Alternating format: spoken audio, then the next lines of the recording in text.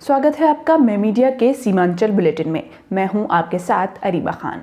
किशनगंज जिले के कोचाधामन थाना क्षेत्र के मोहरा गांव स्थित एक पेट्रोल पंप में 7 दिन पहले हथियार की नोक पर लूटकांड के सफल उद्भेदन का पुलिस ने दावा किया है।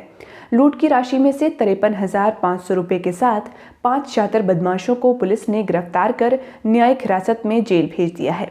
साथ ही लूट की घटना में इस्तेमाल किए गए वाहन को भी पुलिस ने बरामद किया है। किशनगंज एसपी कुमार आशीष ने अपने कार्यालय में प्रेस वार्ता आयोजित कर कहा कि 1 नवंबर को रात के लगभग 10 बजे के आसपास कोचाधामन थाना अंतर्गत मोहरा गांव स्थित एक पेट्रोल पंप पर 4 अज्ञात और अन्य अपराध कर्मियों द्वारा पेट्रोल पंप संचालक और कर्मियों को गाली गलौज मारपीट करते हुए उन्हें बंधक बनाया गया। फिर हथियार का भय दिखाकर 1,30,000 रुपए नकद राशि लूट कर फरार हो गए थे, जिसके बाद पुलिस ने घटना को गंभीरता से लेते हुए कांड में शामिल अपराधियों की गिरफ्तारी और लूटी गई राशि की बरामदगी के लिए अनुमंडल पुलिस पदाधिकारी अनवर जावेद के नेतृत्व में एक विशेष अनुसंधान दल का गठन किया। टीम द्वारा सूचना संकलन और तकनीकी अनुसंधान करते हुए घटना में शामिल सद्दाम हुसैन को सबसे पहले गिरफ्तार किया गया। सद्दाम से पूछताछ और उसकी निशानदेही पर घटना में लाइनर की भूमिका निभाने वाले अपराधी के साथ अन्य 4 अपराधियों को गिरफ्तार किया गया। 1 नवंबर को रात्रि करीब 10 बजे के आसपास कोचाधामन के मोहरा स्थित पेट्रोल पंप में एक लूट की घटना को अंजाम दिया गया था, जिस पे किशनगंज पुलिस ने त्वरित कार्रवाई करते हुए 5 अपराधियों को गिरफ्तार किया है और लूटे गए पैसों में से 53,500 नकद जो है वो बरामद हो गया है। लूट में प्रयुक्त जो वाहन था Hyundai i20, जिस पे कि बंगाल का नंबर है, उसको भी हम लोगों ने बरामद किया है। एक मोटरसाइकिल होंडा हॉर्नेट, इसको भी बरामद किया गया है। 7 मोबाइल इसके साथ मिला है और इनका आपराधिक इतिहास भी पता चला है। इस गैंग का मुख्य सरगना नूरशाद उर्फ डॉन है और उन लोगों ने एक प्लानिंग के तहत पूरी घटना को अंजाम दिया था, जिसका उद्भेदन आज किया गया। सर, कितने लोगों की गिरफ्तारी हुई है? 5 लोगों की गिरफ्तारी हुई है, 2 लोग अभी और मिसिंग हैं इसमें, जिसके लिए छापामारी चल रही है। सर, पूछताछ में क्या कुछ खुलासा किया है? पूछताछ में ये खुलासा किया गया कि इन लोगों ने प्लान कर करके इस घटना को षड्यंत्र कर करके जो है अंजाम दिया गया। इसके लिए बाकायदा रेकी की गई, वाहन इसमें जुटाया गया और भी प्लानिंग कर करके तकनीकी अनुसंधान से बचने की भरपूर कोशिश की गई, लेकिन किशनगंज पुलिस की SIT ने जो है इसका सही उद्भेदन कर लिया। सर, आसपास के जिले या अंतर राज्य में भी इनका कुछ नेटवर्क है? जो इसका मुख्य सरगना है उस पर 15-16 केस किशनगंज में ही है और पूर्णिया अररिया से भी संपर्क साधा जा रहा है। वहाँ भी अगर इनके ऊपर केस हुआ तो उस पर भी कार्रवाई हम लोग करवाएंगे। कटिहार के बेगना निवासी मोहम्मद कासिम हर साल की तरह इस साल भी छठ महापर्व को लेकर छठ व्रतियों के लिए मिट्टी के बने चूल्हे तैयार कर रहे हैं। मोहम्मद कासिम कहते हैं कि लगभग 20 सालों से वे लगातार छठ व्रतियों के लिए मिट्टी के बने चूल्हे का निर्माण कार्य कर रहे हैं और दूर दराज से लोग उनसे ही मिट्टी के बने चूल्हे खरीदने के लिए पहुंचते हैं। उन्होंने कहा कि छठ महापर्व के मौके पर ही इसका निर्माण किया जाता है। उन्होंने ये भी बताया कि छठ के मौके पर लगभग 150 चूल्हे बिक्री हो जाते हैं, जिसकी कीमत उन्हें 60 से 70 रुपए तक प्राप्त हो जाती है। सिलीगुड़ी में मक्का से लदा एक ट्रक अनियंत्रित होकर सड़क किनारे खाई में जा गिरा। सिलीगुड़ी के सुदूरवर्ती इलाके फूलबाड़ी बंगला बांधा सीमा पर सोमवार को हुए इस हादसे के बाद काफ़ी अफरा तफरी देखी गई। जानकारी के अनुसार मक्का से लदा एक ट्रक सोमवार को बांग्लादेश जा रहा था। फूलबाड़ी बाजार होते हुए सीमा से सटी सड़क पर कुछ दूर चलने के बाद अचानक ट्रक अनियंत्रित होकर सड़क किनारे खाई में जा गिरा। इस हादसे में चालक घायल हो गया। स्थानीय लोगों ने उसे तत्काल अस्पताल में भर्ती कराया। इस बीच घटना के तुरंत बाद फूलबाड़ी ट्रक मालिक संघ के सचिव शुभंकर नस्कर घटना स्थल पर पहुंचे। उन्होंने कहा कि सड़क पर ट्रक नियंत्रण खो दिया और सड़क किनारे एक जगह पर पहुंचने की कोशिश में पलट गया। साथ ही उन्होंने कहा कि इस हादसे में ट्रक में लदी मक्का बर्बाद हो गई है। अररिया जिले के जोगबनी ओवरब्रिज के पास एक व्यक्ति का शव बरामद हुआ है।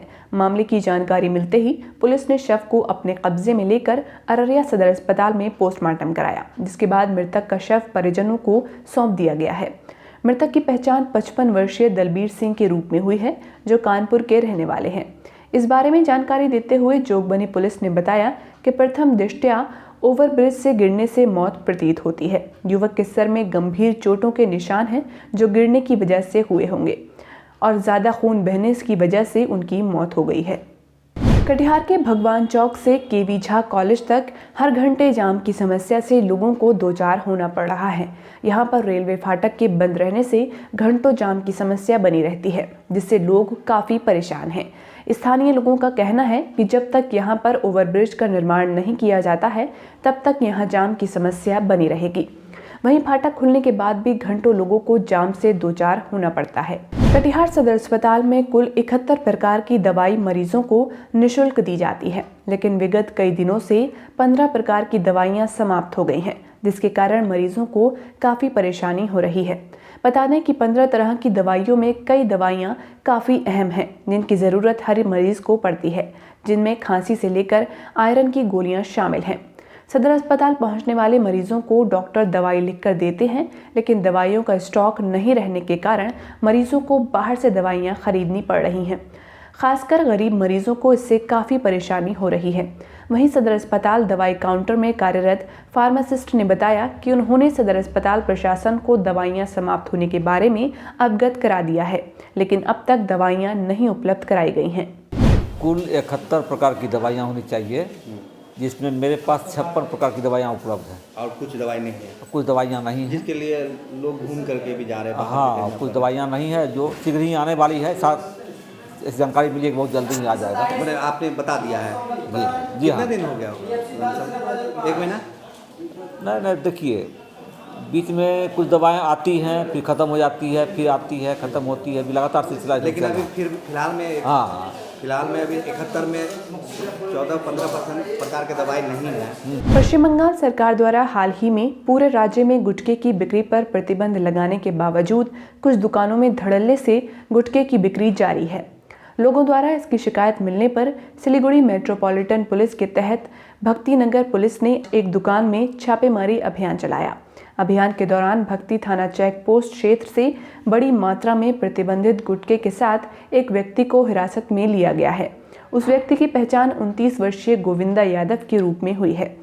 आरोपी के खिलाफ मामला दर्ज कर पुलिस ने जांच शुरू कर दी है। सुरजापुरी मिट्टी के लाल अनिल कुमार बोसाक ने यूपीएससी 2020 परीक्षा में पूरे भारत में 45वीं रैंक हासिल कर किशनगंज का नाम रोशन किया है।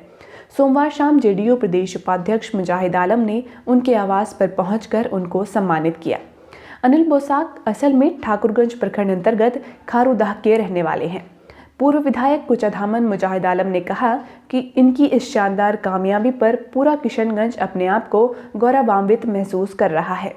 युवा पीढ़ी को अपने भविष्य को संवारने के लिए उनसे प्रेरणा लेने की आवश्यकता है। पूर्णिया में काली पूजा के अवसर पर राज्य स्तरीय कुश्ती प्रतियोगिता का आयोजन किया गया, जहां देश भर के पहलवानों ने हिस्सा लिया।